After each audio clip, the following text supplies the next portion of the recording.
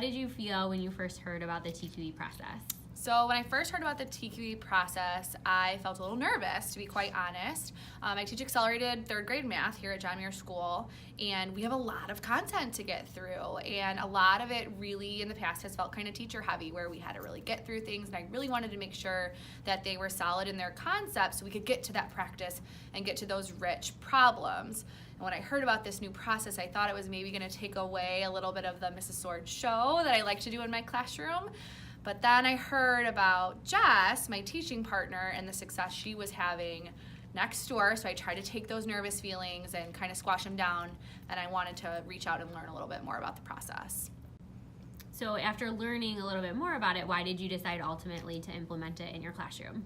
So one of the biggest reasons was the success that I heard about in my teaching partner Jess's classroom. She said how engaged her math students were, how excited they were about the process. And then we actually had a PD as a staff from Amy Varchman, where she took us through the whole process, really built our schema on what it was, why it was beneficial to both teachers and students, and then she gave us the time to actually plan and prepare it.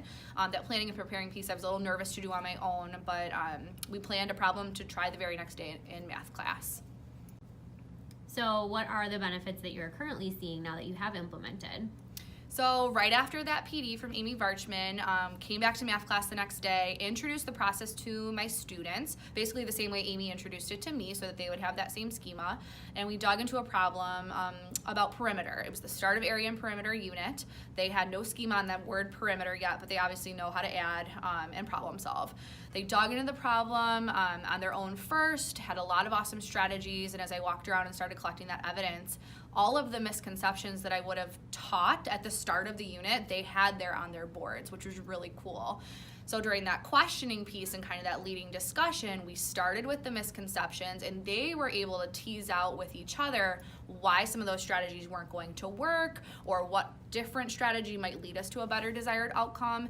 We came up with that understanding together as a class, and then we finally named it. And I said, you guys just learned how to calculate perimeter. And their little brains like just exploded, and they were so excited because they knew this unit was coming up, but they didn't realize we were starting the unit because this was just such a different process. So I think the increased ownership that I saw over what I normally would have just taught them a formula. This is how we use it. Now let's dig into harder, deeper problems. They really understood why it worked. They understood, how was this formula created in the first place? And I've just seen an increased excitement, increase in engagement with my kiddos. They ask me, when are we gonna do TQE, even though we kind of do it every day. They just don't notice. And I've just seen that I'm able to take a little bit more pressure off me as the teacher and put really the bulk of the learning onto my students. So TQE has been great. I love it.